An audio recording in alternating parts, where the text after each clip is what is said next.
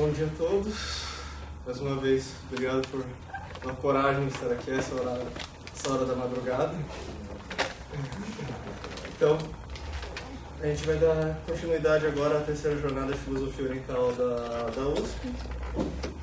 A primeira mesa de comunicações hoje é sobre filosofia comparada.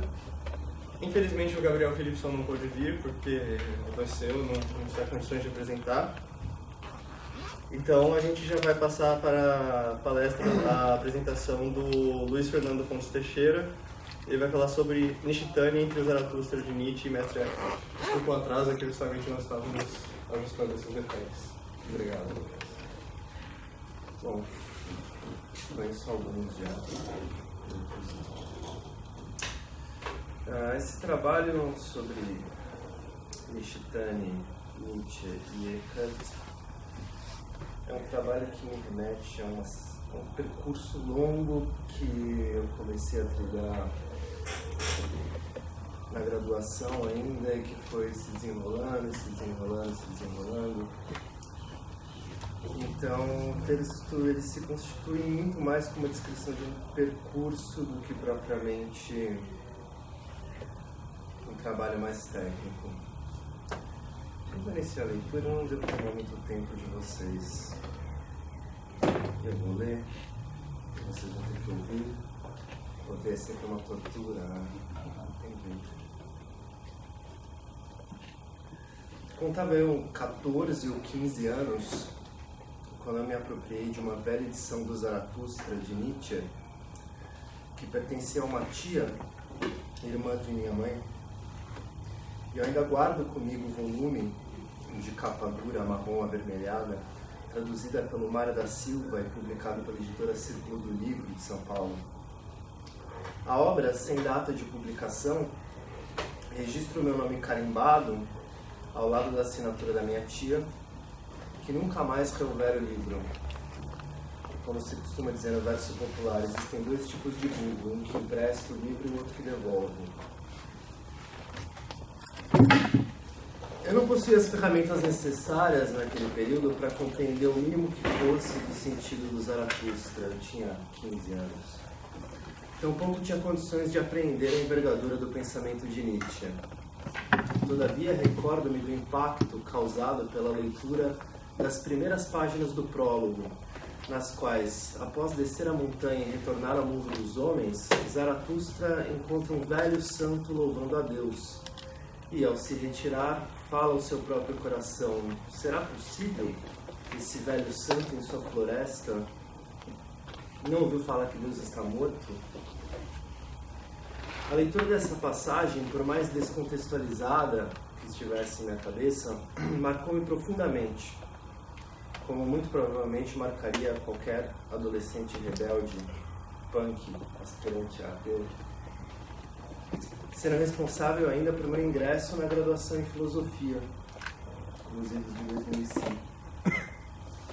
Em períodos de recessão severa, típicos da carreira de qualquer jovem filósofo, condenava 1000 vezes o Zaratustra de Nietzsche por ter me empurrado para a amaldiçoada profissão assalariada, para as horas perdidas de estudo, para os artigos rejeitados por periódicos e para o semblante perverso e assustador dos membros das bancas de concurso.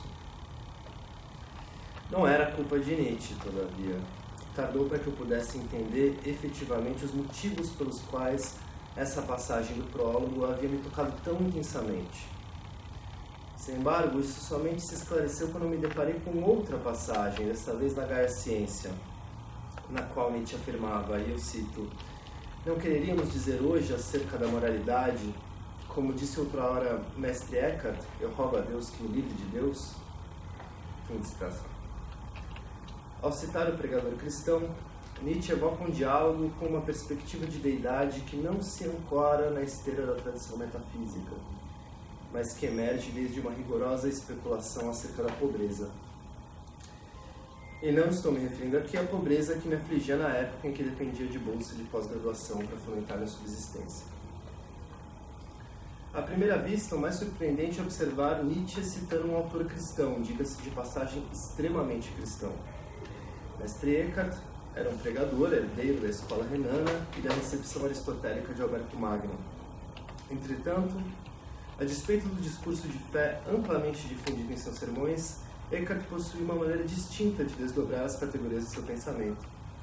Leitor assíduo de Próclo e dos neoplatônicos, tanto pagãos quanto cristãos, ele se apropriou de uma reflexão que já não era mais ontológica, mas enológica, ou ainda meontológica, onde o ser cedia lugar ao uno e, em última instância, ao não ser.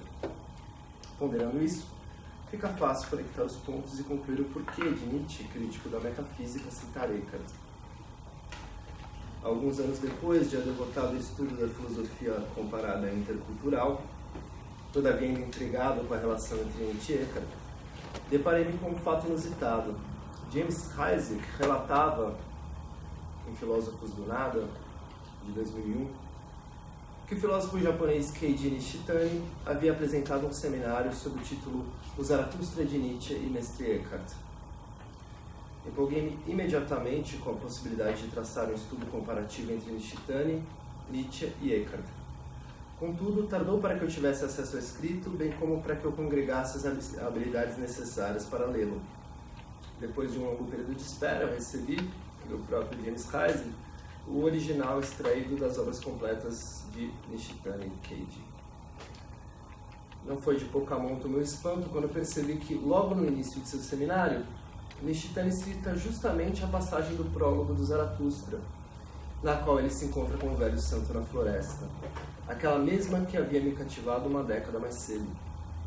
Impulsionado pelo êxtase do reencontro, mas tomado por uma certa hesitação, realizei algumas leituras desse trabalho e devo agora confessar que nenhuma delas me parece suficiente para que eu fale com fluência desse texto.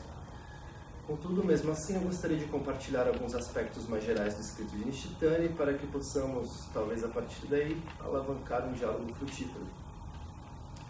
Portanto, acredito que seja pertinente iniciar explicando um pouco do contexto geral no qual essa obra se insere. Em 1937, Nishitani nasceu em 1900, portanto ele tinha 37 anos. Já havia trilhado um longo percurso como professor secundário em escolas de sua região. Havia ainda atuado como instrutor temporário na Universidade de Otani e assumido desde 1985 o posto de professor assistente na Universidade Imperial de Kyoto. Ademais, havia também publicado alguns ensaios em revistas especializadas acerca da estética transcendental de Kant, do idealismo alemão, com ênfase na obra de Schelling, além de trabalhos sobre Plotino e a história da mística europeia. Nesse mesmo ano, o Ministério da Educação do Japão concedeu a Nishitani uma bolsa de estudos para se estabelecer durante 2 anos na Europa. Movido pelas questões que o acossavam naquele momento, decidiu ir para a França estudar com Henri Bergson. Contudo, Bergson se encontrava velho, doente e não podia mais receber alunos. Por esse motivo, Nishitani se dirigiu para Freiburg, em Breisgau, para se encontrar com um professor que vinha ganhando notória popularidade, o bruxo de Mestre, Martin Heidegger. Naquela época, Heidegger ministrava seus cursos periódicos sobre Nietzsche. No semestre de inverno de 36 e 37, havia abordado a vontade de poder. No semestre de verão que se seguiu, tratou da posição metafísica fundamental de Nietzsche e o pensamento ocidental, e ainda do eterno retorno do mesmo. Entre 38 e 39, Heidegger lecionou em torno da segunda das considerações intempestivas e logo após veio o curso titulado A Doutrina Nietzscheana da Vontade de Poder como Conhecimento, encerrando com a preleção Nietzsche, o niilismo europeu. Tínhamos piadas com as letras do Heidegger, né? Um negócio muito fora da curva. Foi no ambiente de tais reflexões que Nishitani pôde acompanhar as discussões levantadas por Heidegger e apresentar também ele seu próprio seminário. O Zaratustra de Nietzsche e Mestre Eckhart foi escrito originalmente em alemão, sendo reescrito e publicado apenas em japonês em 1938. É sabido que Heidegger citou Eckhart com parcimônia, evitando quaisquer referências muito explícitas à mística medieval e ao neoplatonismo. Todavia, Nishitani, como todo bom aluno, aproveitou o ensejo e as chaves de leitura do mestre para conduzir suas próprias interpretações e se aventurar em uma leitura singular a respeito dos tópicos que circundavam os seminários de Heidegger. Não sabemos qual foi a recepção da leitura de Nishitani, mas é possível especular que muitas de suas considerações propostas ao longo do trabalho parecem estar perfeitamente alinhadas com o pensamento heideggeriano, sobretudo aquele que aparece após os anos 1940. Resta-nos apenas acompanhar o texto e investigar se tais conexões são possíveis ou não. Portanto, vamos ao seminário. Nishitani divide seu seminário em 3 partes. A primeira é a característica originária da vida em Nietzsche. A segunda, a característica originária da vida em Eckhart. E a terceira, a vida religiosa e espírito positivo. As 2 primeiras partes são mais técnicas e se ocupam estritamente de elucidar aspectos centrais da doutrina de ambos os pensadores. Apenas na terceira parte é possível vislumbrar os motivos pelos quais Nishitani se ocupa de estabelecer um paralelo entre Nietzsche e Eckhart. É curioso que ele posicione Nietzsche antes de Eckhart, o que cronologicamente não faz muito sentido. Ficam evidentes com isso 2 coisas básicas. A primeira, que seu objetivo não é afirmar que Eckhart teria influenciado diretamente Nietzsche. A segunda, que o problema que ele persegue possui uma inspiração muito maior nas altercações levantadas por Nietzsche do que nos sermões de Eckhart. Tem uma coisa muito forte de vários autores japoneses com Eckhart. O Eckhart, o próprio Suzuki foi um cara que... Estava até comentando com o Adriano agora mais cedo, né? Compôs uma obra extremamente tradutível, né? Zen para idiotas. E ele fala que quando ele leu Eckhart pela primeira vez, ele falou, bom, é exatamente isso que eu estou querendo dizer, só que em outros termos. A partir da afirmação da morte de Deus em Nietzsche, Nishitani possui um objetivo muito claro de diferenciar a posição nietzschiana do ateísmo comum. Ele enfatiza que quando Zaratustra passou pela primeira vez pela floresta, estava morto para o mundo dos homens. Foi na revelação de sua solidão que Zaratustra mudou seu coração, transformando suas cinzas em vida transbordante. Só então ele pôde retornar ao mundo dos homens. Nishitani afirma, e eu cito, Zaratustra, ao invés de depositar suas cinzas na floresta, teve que esperar o topo da montanha uma metamorfose maior, uma negação da vida, fecha aspas. Essa negação da vida será a chave por meio da qual Nishitani compreenderá o que ele nomeia como característica originária da vida. Nishitani fará uma comparação direta entre o momento de negação da vida no Zaratustra de Nietzsche com a expressão do Uno em Plotino, chegando à conclusão de que as hipóstases plotinianas representam o movimento de Zaratustra através de sua metamorfose. Nesse sentido, a vida originária só poderia compartilhar aquelas mesmas características do Uno, isto é, algo inefável, inexprimível, incompreensível. Ele prossegue constatando que, abre aspas, quando dizemos que a vida se enche, dizemos que a água da vida transborda e quebra a aparência do cálice. A forma do self que persistia, e no original está em inglês mesmo, tornou-se vazio e é julgado a partir do interior. O self não é mais uma substância. Fecha aspas. A gente falava muito de self, mas com essa onda de self de internet dá uma aflição falar de self. Mas tudo bem. Para Nishitani, a única coisa que pode capturar esse sentido é uma forma infinita e indefinida. Essas são expressões dele. Como aquilo que aparece quando a vida se destitui de si mesma, isto é, o abismo sem fundo. Nishitani conclui que a palavra Deus está morto indica o abismo da vida. Essa vida não se manifesta no discurso sobre o amor de Deus, a face de Deus, ou renascer em Deus, que ficou muito popularizado nas neopentecostais como renascer em Cristo. Nem uma vida que possa ser expressa em união com Deus. A divinização da vida ocorre justamente no movimento contrário, no qual se percebe aquilo que seria a característica mais fundamental da deidade, a forma infinita e indefinida que se desvela na negação da vida. Muitos elementos da doutrina de Mestre Eckhart vão se anunciando ao longo de sua exposição sobre Nietzsche. Quando Nishitani chega a Eckhart, ele possui a intenção inicial de diferenciar 2 categorias distintas em seu pensamento. A diferença entre Deus e deidade, ancorada na distinção entre estar unido a Deus e ser uno com Deus. Esse último dá margem para a compreensão da noção de desprendimento em Eckhart. Eu gostava antigamente de falar de Schiedenheit, que desprendimento não era Schiedenheit, mas aí com o tempo eu fui simplificando e falei, porra, para que fica falando de Schiedenheit? Também não diz tão pouco quanto o desprendimento. Para Nishitani, o desprendimento nomeia a dissolução daquilo que designamos como eu. Nesse processo, a vontade do eu é a primeira coisa a ser diluída. Trata-se da doutrina do abandono, extraída por Eckhart do Evangelho de Marcos e da teologia mística do pseudo-Dionísio Areopagita, nomeada sob o signo da Gelasten. Aí eu coloquei a palavra em alemão, sei lá por que caralho. Esse é o momento no qual o abandono aparece como livre, absoluta e pura separação de ti mesmo, para citar as palavras do próprio pseudo-Dionísio, abrindo espaço para a cisão ou corte promovido pelo desprendimento. Aí está a utilidade de usar o Abgeschidenheit, o Schieden, o corte, ele dá uma noção um pouco melhor. O encontro do ser humano consigo mesmo no corte com a vida. Nishitani exalta ainda que esse encontro verdadeiro do ser humano consigo mesmo, no nada da deidade, dá-se em Eckhart na imediata vida cotidiana, antes do que em qualquer tipo de clausura intelectual embriagadora. É aquela velha distinção da Marta e Maria, né? Que no Eckhart é bem conhecida.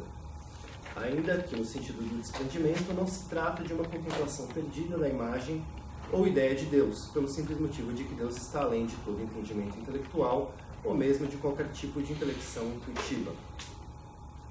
Nishitani interpretará essa passagem de Eckhart por meio de uma dialética complexa, na qual a negação da vida é compreendida como autonegação de si mesma, e na parte inferior dessa negação encontra-se a autoafirmação da vida que se recusa. Ele conclui afirmando, abre aspas, a característica originária da vida, a ausência de razão, a afirmação absoluta de viver sem porquê, é o que está na origem da vida, onde quer que ela se mova, fecha aspas. O fundamento dessa origem não é de forma alguma ontológico, mas meio-ontológico. Nesse sentido, Nishitani vê em Eckhart uma crítica da metafísica muito semelhante àquela apresentada por Nietzsche. Esse aspecto fica mais claro quando Nishitani pontua, olha, o ato falha, não foi Nietzsche, foi Nishitani que falou. Eu não vou ler a citação, é muito longa, é a única citação longa que tem, mas ele cita explicitamente aqui a questão do fundo de Deus. O fundo de Deus é o meu fundo é o fundo de Deus. Eu não vou ler porque eu vi um 5 ameaçador ali na frente. Enfim, ele está citando nada da deidade em Eckhart. A passagem retoma uma vez mais a negação da vida, que está de forma mais radical, que implica na negação da criação, ou o que Deus era quando ainda não era. Em seu último tópico, vida religiosa e espírito positivo, Nishitani esclarece ao leitor que, embora tenha tentado encontrar uma inspiração fundamental comum em ambos, o Zaratustra de Nietzsche e Mestre Eckhart, ele não possui a intenção de afirmar que suas doutrinas compartilham das mesmas categorias filosóficas. Curiosamente, o que ele enxerga de comum vige na sugestão de que Eckhart é o espírito mais medieval presente em Nietzsche, que, por sua vez, é uma das mentes mais modernas de todos os tempos. Daniel Lins costumava falar que Nietzsche é um pensador do século XXIII, né? Que nem Spinoza, Nietzsche não tem direito. Nesse sentido, ele afirma que, contra todas as probabilidades, Eckhart e Nietzsche se encontram no apogeu da vida. O primeiro no esforço de levar a mente para uma liberdade sem fronteiras dentro do complexo conhecimento teológico, o segundo por sua crítica rigorosa e radical contra o espírito da cultura moderna. O que é possível constatar é que Nishitani observa em ambos uma mesma posição, ainda que em contextos completamente diferentes. Ele afirma, abre aspas, a atitude fundamental que lhes é comum é o aprofundamento do movimento dialético da vida, é o aprofundamento da afirmação do homem através de sua negação, fecha aspas. Essa negação, para Nishitani, consiste em assumir, em primeiro lugar, que a afirmação do homem na união com Deus representa apenas um estágio intermediário, o último alcance da característica originária da vida, tanto para Eckhart quanto para Nietzsche. E conforme a interpretação de Nishitani, consiste em um aqui e agora, no abismo sem fundo da vida, onde Deus está morto. E eu paro por aqui. Muito obrigado.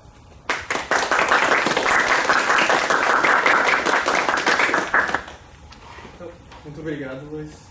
Agora nós vamos para a comunicação da Etel Panitsa Belutzi, que vai falar sobre considerações sobre a questão da experiência entre a estética transcendental kantiana e o Mahayana Sutralankara de Asanga. Um título muito... Bom dia, gente. Bom dia. Bom, explicando um pouco do título. Por que o título é Considerações sobre? A questão toda é a seguinte. O meu mestrado foi especificamente na questão da experiência em Kant e na relação disso, de certa maneira, com a filosofia anterior. E enquanto eu fazia o mestrado, eu também estava estudando a filosofia budista, já.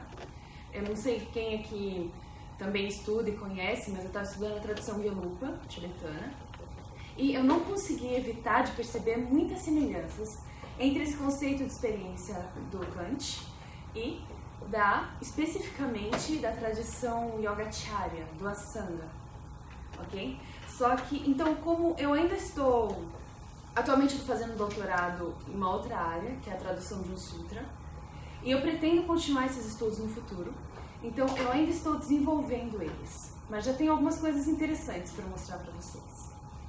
Então, para começar, vamos situar para que todo mundo entenda bem o que eu estou falando. Conceito de experiência em Kant. Deixa eu tirar. De onde surge a preocupação de Kant com a experiência?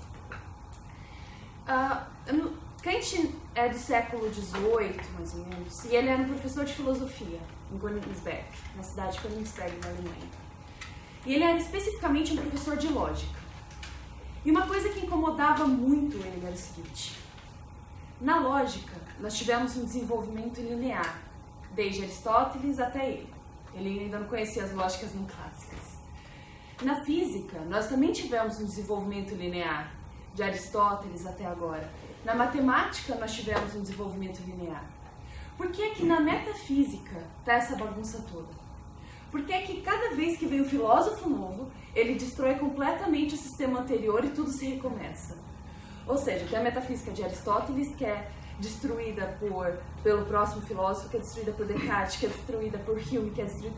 Ele fala, se nós conseguimos um desenvolvimento linear em todas essas coisas, então nós também temos que ser capazes de conseguir um desenvolvimento linear na metafísica. Pobre Kant, que não sabia que logo depois dele todas as outras iam ser bagunçadas também. Mas, com esse ponto de vista, ele pegou e decidiu investigar qual é a base segura que eu posso ter para construir uma metafísica. Então, ele começou a pensar que o primeiro passo seria questionar quais os limites que eu posso chegar no meu conhecimento. Isso não era algo tão inovador, porque todo aquele ambiente de filosofia, que hoje a gente chama de filosofia moderna, estava preocupado com essa questão do conhecimento. Hume e Locke tinham vindo logo antes dele, preparando esse terreno de questionamento. Mas Kant veio e trouxe algo inovador, que foi o seguinte: a conclusão, pulando para a conclusão sem justificá-la. A metafísica só é possível de ser segura se ela for mantida dentro dos limites da experiência, dentro dos limites do que a gente pode conhecer. Mas, o que é essa experiência? Creio que todo mundo já ouviu falar de conhecimentos a priori e a posteriori, certo? Mas, nesse conceito que a gente está preocupado, que é a experiência, qual a diferença entre ambos? A priori, como nós sabemos, é um conhecimento independente da experiência. Mas mais do que ser independente da experiência, ele é aquele conhecimento que carrega uma universalidade e uma necessidade. Isso é, para todos os seres humanos, aquele conhecimento é necessário, e para todos aqueles seres humanos, aquele conhecimento vale. Um exemplo muito claro kantiano é a matemática. Porque 2 mais 2 é necessário para mim, assim como é necessário para cada um de vocês. Não tem como sair disso. Claro, né? Depois, vamos manter em Kant, esquecer toda a lógica posterior. Mas ele fala, então tá, esses conhecimentos necessários e universais para todos os seres humanos são os conhecimentos a priori. Os conhecimentos a posteriori são os conhecimentos que vêm da experiência. Só que a experiência, ela não é confiável. No sentido de que nem sempre, por exemplo, agora a gente vai voltar um pouquinho para Hume. Hume dizia, não é porque eu só vi corvos brancos que não existe um corvo negro. Basta que surja um corvo negro para que eu não possa afirmar que todos os corvos são brancos. A crença de que todos os corvos são brancos, portanto, vem do mero hábito, do fato de que eu nunca vi um corvo negro. Kant diz, não existe nenhuma necessidade nos conhecimentos que vêm diretamente da experiência. Um exemplo muito simples, o céu nem sempre é azul. Nem sempre necessariamente se eu plantar uma semente vai nascer uma árvore, e se nascer ela não vai nascer igual à anterior. O conhecimento, para que eu possa gerar uma metafísica firme, eu não posso basear essa metafísica nos conhecimentos que vêm pela minha experiência. Mas mais do que isso, isso tudo que eu chamo de experiência, isso é, as coisas que eu vejo, as coisas que eu penso, as coisas que eu sinto, as coisas que eu cheiro, elas, será que eu realmente estou vendo o objeto?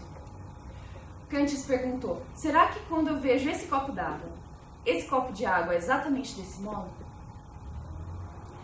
Ele vai chegar na seguinte conclusão, eu não posso afirmar se esse copo de água é realmente assim em si mesmo, ou se é o meu modo de conhecer que dá essa forma para ele.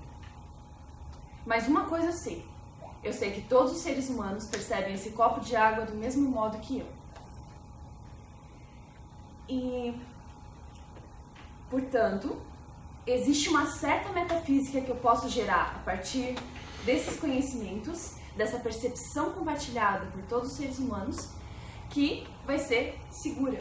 Por quê? Porque é compartilhada. Então, na sua estética transcendental, o Kant vai afirmar, a partir de diversas construções, que eu não vou retomar aqui, o seguinte: nossa experiência enquanto seres humanos se dá no espaço e no tempo. O espaço e o tempo, eu não sei se as coisas em si mesmas, fora de nós, estão também no espaço e no tempo. Eu não posso afirmar isso. Mas eu posso afirmar que na experiência de todos os seres humanos vai ter o fator espaço e vai ter o fator tempo.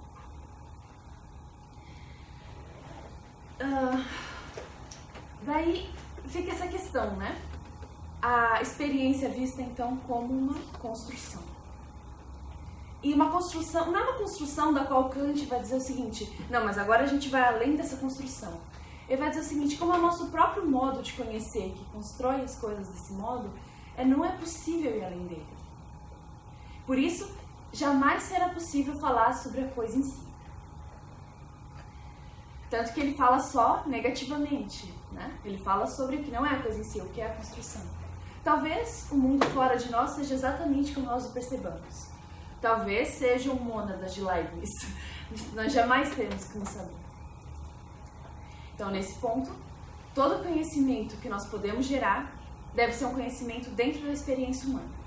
E, enquanto dentro da experiência humana, comum a todos nós, vai ser um conhecimento seguro.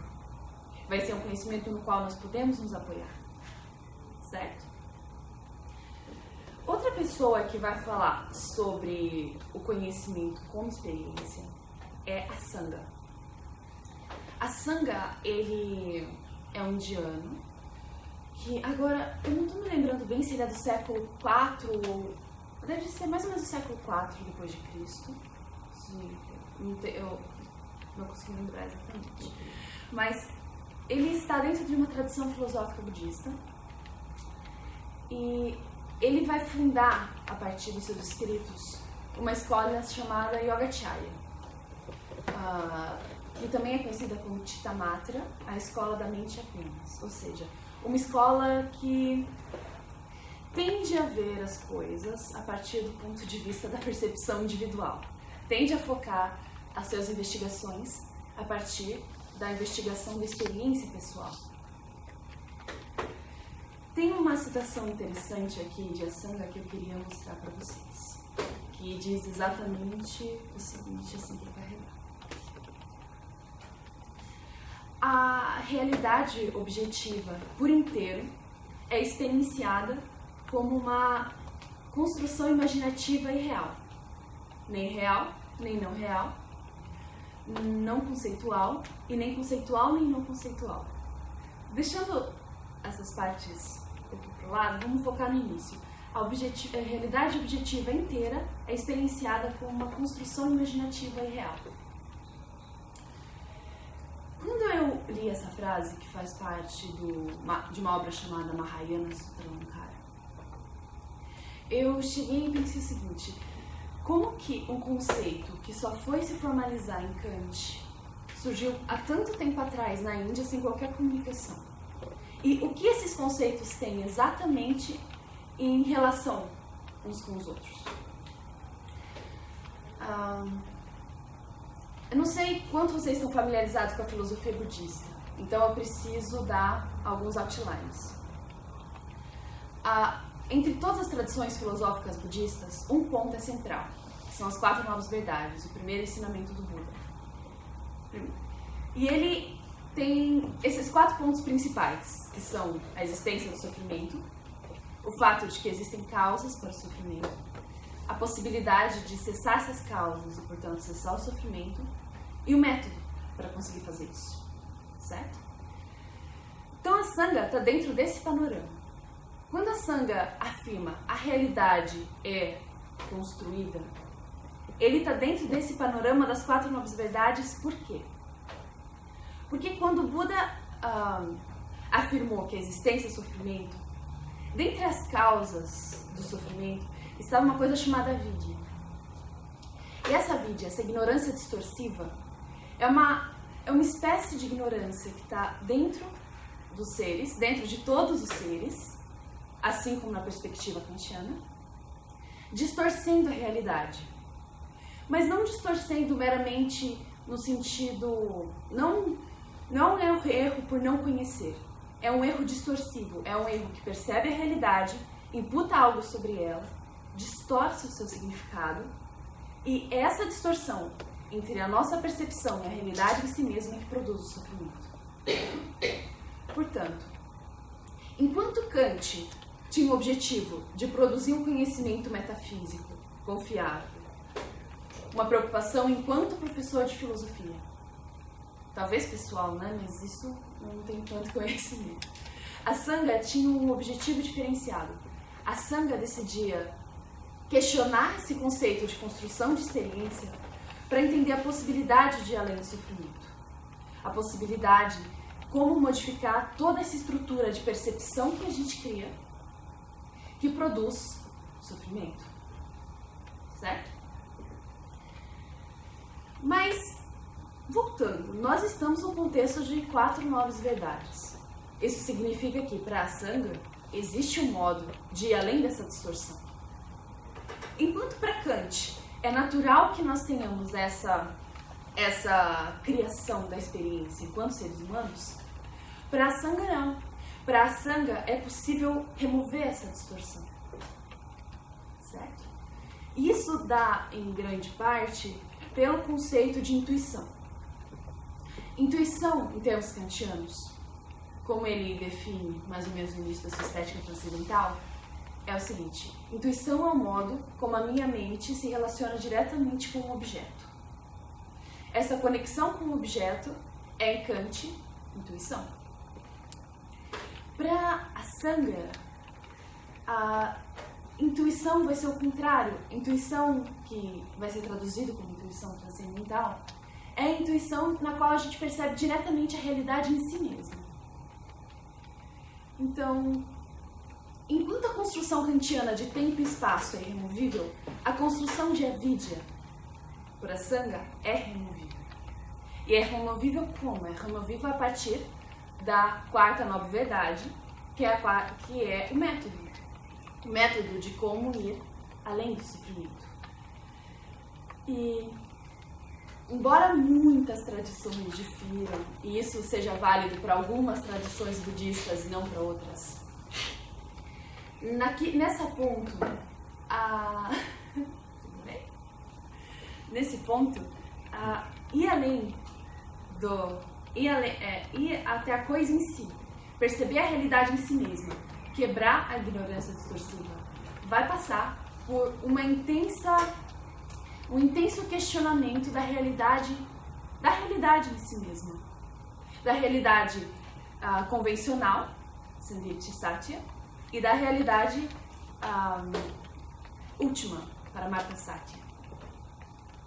Só que, curiosamente, assim como Kant diz, não se pode falar nada sobre a coisa em si mesma, a Sangha e toda a tradição budista vai afirmar, não se pode falar nada sobre a realidade última de maneira afirmativa.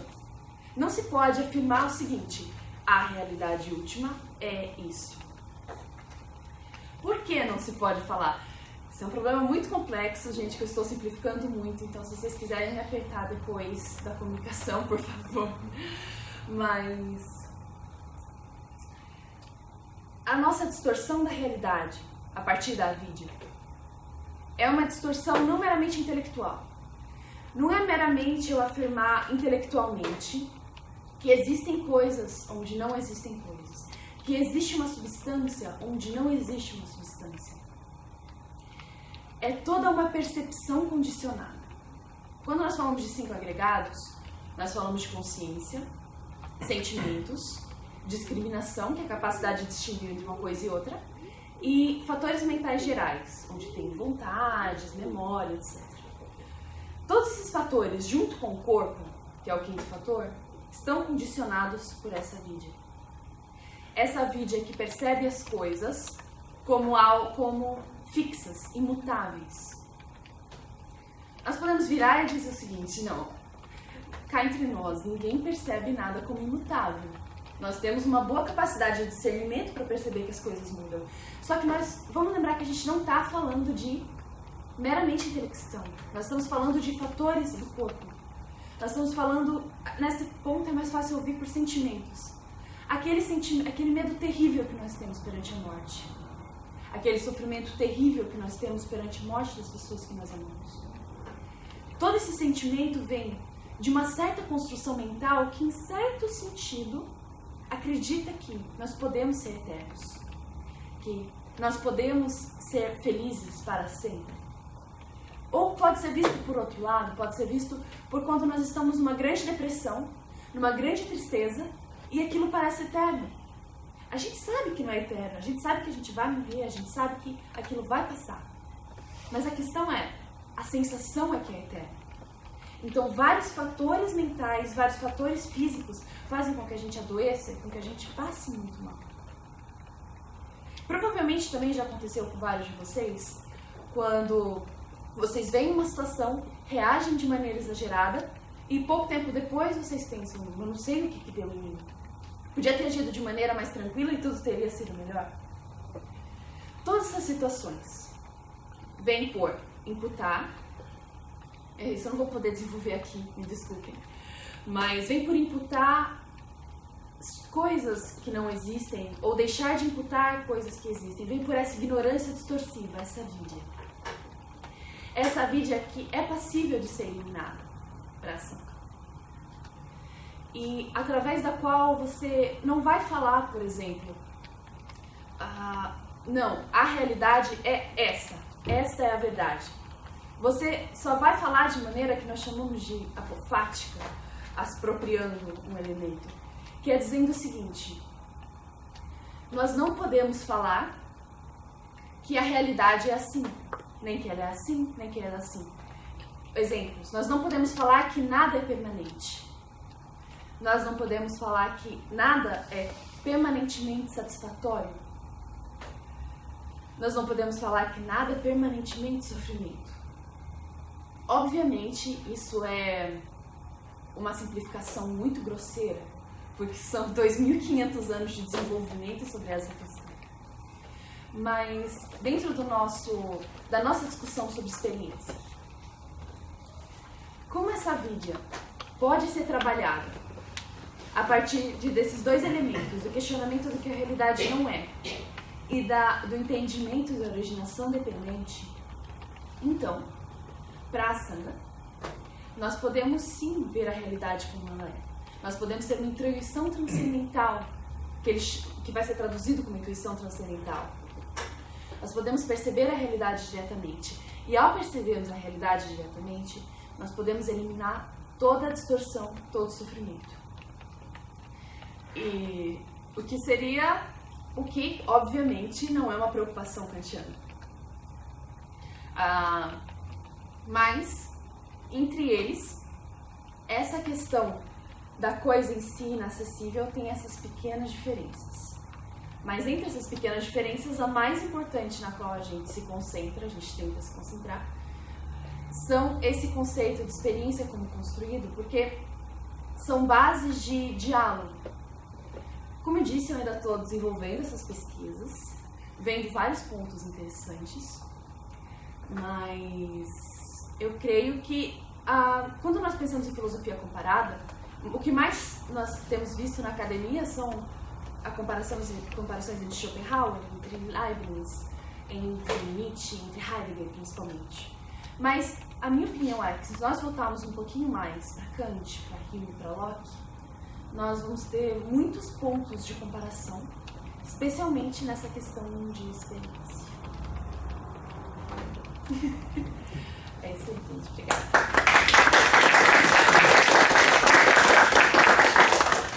Muito obrigado, Então, a gente passa agora para a sessão de perguntas. Se alguém quiser fazer alguma questão. Eu estou aqui, tá quieta. Qual que é o termo que está sendo traduzido como intuição transcendental? Eu também queria perguntar isso. Então, isso é um problema. Deixa eu pensar.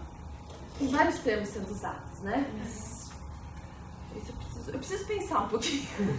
Bom, ok. Pode fazer. Mais alguma questão? Bom, na verdade eu tenho uma questão para você. Eu achei muito legal mesmo a discussão, essa comparação como você fez entre o Kant e o Asanga. Mas eu achei curioso que você não tenha mencionado a distinção do Kant entre a intuição, a nossa intuição, a intuição sensível e a intuição intelectual, né? Que é o ponto central, justamente, é o que está no cerne dessa discussão mesmo, porque quando você falou da questão que a intuição para o Kant é como você se relaciona diretamente com o objeto, a questão é, ele diz, bom, mas nós apenas nos relacionamos diretamente com o objeto por meio da sensibilidade, quer dizer, o nosso objeto é dado a nós não produzimos ele. Se nós produzíssemos, nós teríamos uma intuição intelectual. E em larga medida, os autores que vieram depois do Kant, o Fichte, o Schelling, mesmo o Hegel a princípio, a maneira de criticar o Kant foi um pouco recorrente. Não, sim, mas nós podemos falar que em algum sentido nós temos uma espécie de intuição intelectual. E esse é um acesso incondicionado que é justamente o que permite a gente fundamentar a filosofia. E por isso também que essa questão da tradução por intuição transcendental seria interessante saber qual que é o termo original. Porque o Hegel de Juventude, o que escreve a diferença entre os sistemas de Fichte e Schelling, ele usa muito a expressão justamente intuição transcendental para falar do que é essa apreensão do absoluto. Só que aí depois ele vai justamente se voltar contra isso, quer dizer, ele vai se voltar contra a ideia de que que o conhecimento da realidade incondicionada seja um conhecimento imediato. Na verdade, esse seria o conhecimento mais pobre. O conhecimento verdadeiramente... A realidade, de fato, é a realidade construída, e por isso o conhecimento verdadeiramente apropriado da realidade é o conhecimento mediado, é o conhecimento conceitual. Né? Mas é mais um comentário, assim, só para dizer que eu acho que tem muita coisa para discutir aí. Na verdade, agora que você levantou esse ponto, eu tenho um elemento para responder para a Lilian. É o seguinte, é verdade, você tem razão, essa tradução como intuição transcendental é uma tradução muito problemática, porque ela é muito trabalhada, principalmente depois de Kant. Então, eu acho, Lilian, que talvez a ideia geral não seja de apropriadamente uma intuição transcendental, mas de uma realização da Shunyata. Nesse sentido, a gente pode usar a palavra prati, que é uma realização direta, porque aqui não é mediada. Oi? É não mediada. Isso, não mediada. Mas no Hegel, quando ele fala em intuição transcendental, também é exatamente Uma isso. percepção Ainda é uma imediata. apreensão imediata, assim, uma apreensão que não é conceitual. Mas Porque é ele está que- falando, ele ainda é de juventude. Quando né? a gente fala de uma percepção direta da Shunyata, não é meramente uma percepção intelectual. Então você pode me dizer se no Hegel é assim também. É uma percepção que envolve todos os 5 agregados. Não, tá. Isso com certeza já é... E é uma percepção que não só envolve todos os 5 agregados, como modifica todo o conceito de experiência. Então, realmente, talvez a gente devesse usar só a palavra em sânscrito, prati, em vez de usar essa tradução recorrente americana de intuição transcendental. Sobre o que você falou de intuição intelectual. Sim. Eu acho que Kant critica muito essa possibilidade de uma intuição sem ir para os posteriores intelectual, porque ele está tentando se diferenciar de, por exemplo, de Descartes, que afirmava que a gente pode conhecer o real através do intelecto. E ele fala, não, tudo que nós temos são os objetos que nos são dados. Exato. Mas Mas é essa a distinção que está em questão entre uma intuição sensível e uma intelectual, que se você tem acesso realmente direto ao objeto, porque você produz o objeto, não é simplesmente dado. Né? Não, eu acho que Talvez Tanto a seja a diferença Shunyata com quanto a relação- realidade são entendidos como objetos dados. Porque nunca sim, chega ao entendi. solipsismo. O conhecimento da natureza do Shunyata deve ser muito parecido com a visão Advaitin do conhecimento da natureza de Brahma. Eles não são produtores de nada. Como assim não são produtores de nada? Não, eu tô, assim, diretamente depois da fala do Lucas, né? Então, da intuição sensível, intuição intelectual, até aí chegamos, não é? Como seres humanos. Isso, Prapti, que está sendo traduzido como intuição transcendental, na verdade é uma forma de conhecimento não muito considerada pelos pensadores ocidentais, porém pressuposto ali no seio cultural da Índia, que é o conhecimento não mediado, porque o conhecimento da natureza última das coisas vai coincidir com esse conhecimento de todos os agregados, no caso do budismo como não ser. Então é um conhecimento que está para além da cisão sujeito-objeto, para começar, e que é alinguístico e que é... Mas isso que é interessante, porque você falou dessa diferença do ser dado, mas acho que é curioso que justamente o raciocínio no Kant é que você só pode ter essa relação imediata, não dual, com aquilo que é produzido por você mesmo. Exatamente. Ao passo que parece que não é esse o pressuposto que está aí no Asanga, que você tem uma ideia de uma realidade que não é necessariamente a produzida por você, mas talvez seja produzida em outro sentido, tipo originação dependente. Eu diria que antes por assim dizer, da realização da Shunyata, antes da realização da Shunyata é muito parecido com Kant, porque você só se relaciona com as coisas a partir da vida, a partir da distorção. Mas essa realidade, pós-percepção direta da realidade, pós-prapti direta da Shunyata, seria o que você está falando mesmo. A percepção da originação dependente, sabe? Sim, sim. Ainda tem alguma relação produtiva, então, mas da produção mútua, né? Isso é uma coisa interessante. Tem uma obra de Lama Tsongkhapa, desculpa, que se chama Os Três Principais Aspectos do Caminho, e na qual ele diz o seguinte: enquanto nós não percebemos que Shunyata e Pratitya Samutpada, isso é, vazio de existência inerente, e cooriginação dependente são a mesma coisa, mas são a mesma coisa, nós não teremos compreendido o real significado. Mas qual que significa ser a mesma coisa, né? Sim. Porque Shunyata, que é esse vazio de existência inerente, uma das características da Shunyata é ser Shunyata também. Sim. E uma coisa, William, que eu não sei se diferencia do Advaita, você pode até explicar pra gente. Mas na filosofia budista, essa Shunyata não é uma coisa existente, a qual você entra em contato. Mesmo essa Shunyata é um modo de existência dos fenômenos. Tanto que uma da característica é o próprio vazio ser vazio de existência inerente, ele não é algo em si mesmo. Então eu não sei se isso se diferencia do Vedanta. Para chegar ao Advaita, pelo caminho vedantino, que é um caminho Vedanta, quer dizer fim dos Vedas, ou seja, então eles são tributários a um conjunto de escrituras as quais eles não podem contradizer, podem reinterpretar, mas não contradizer, existe uma filiação ali. E o fim dos Vedas são as Upanishads, então são as filosofias aí divinas. Para o Advaitin, ele vai ter que lidar com todos os teísmos, como parte também dessa realidade última. E o único jeito que Shankara encontra, que eu acho um jeito brilhante, aliás, de trazer, é dizer que essa realidade última, ela só pode ser significada no contexto humano como duas coisas. E aí ele divide em dois.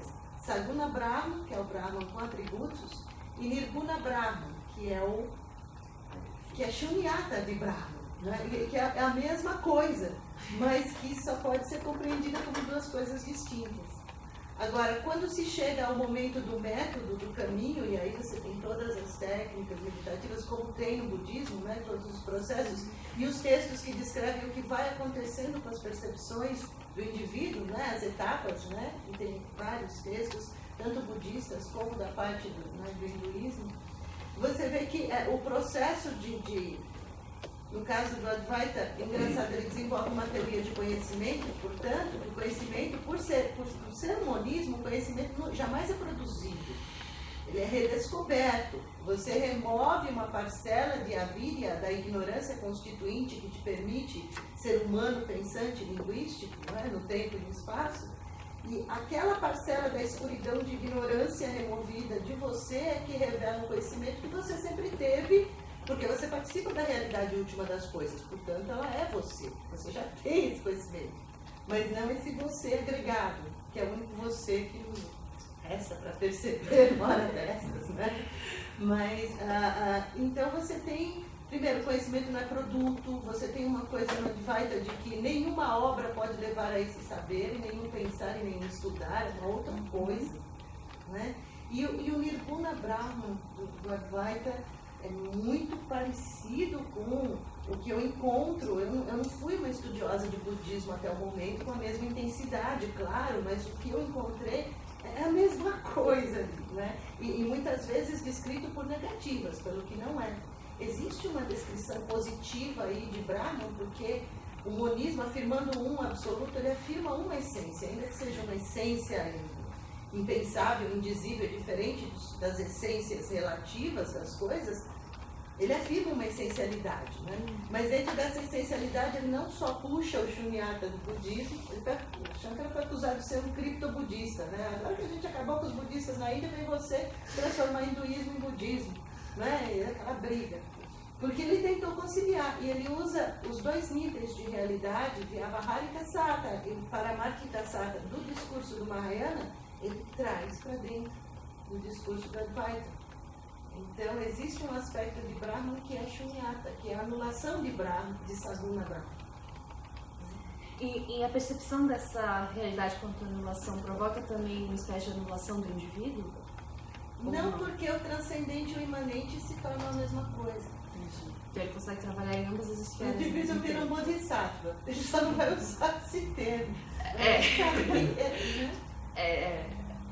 Depende um pouco da concepção de Bodhisattva. Também depende, aí é que tá, depende do texto, depende do autor. Sim. A discussão tá boa, mas vamos deixar outras pessoas perguntarem também, senão... Bom, não, é só para até o que a Lilian falou, no sentido de comparação de Kant, né? Quando ele diz que nós, para processarmos as percepções sensoriais, nós espacializamos e temporalizamos através da mente, portanto nós criamos um fenômeno que é diferente daquilo. Isso aí me parece muito com o véu de Maia ou com a escuridão que não nos permite ver o número, não nos permite ver a essência última. Eu acho que é uma comparação muito... Uma coisa bonita que você falou, nós devemos voltar bem atrás para ver a comparação, o quanto nós somos tributários da filosofia indiana. Porque os filósofos gregos clássicos já desconfiavam da percepção. E os neoplatônicos, que é o véu de Maia. O Platino passou a vida tentando chegar no Oriente, mas não conseguiu. Né? Chegar fisicamente no Oriente, não conseguiu chegar filosoficamente. Né? Sem notá-lo, talvez. Né? Mas, então, porque havia rumores, olha, esses saberes, então, vai mais para lá que você vai encontrar uma galera né? se dedicando a descobrir essas coisas. Mas uma coisa que a gente não teve na filosofia moderna foi essa esperança de ir além, né?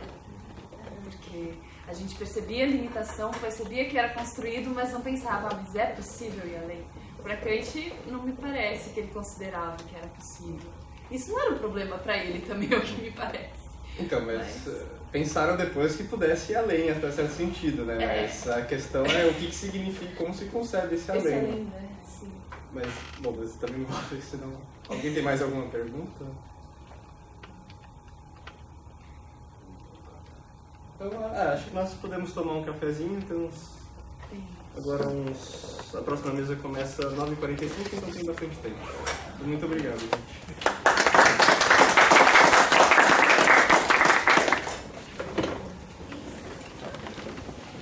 Deixa eu pegar essa foto.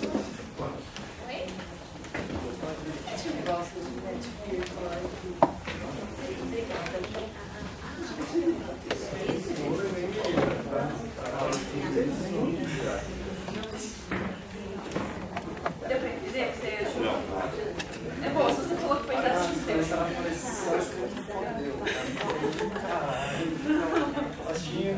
Você tinha chegado, você precisa dar uma saída. Ele vem aqui hoje? Hoje acho que ele vem. Hoje ele vem. Oi? Então, eu sei, mas por isso que eu tô falando, é urgente, assim, tem que resolver isso. Legal. Vamos pegar um bolo. Claro. Ah, putz. Semana passada vocês já saíram, a gente vai colocar o livro do Achou, né,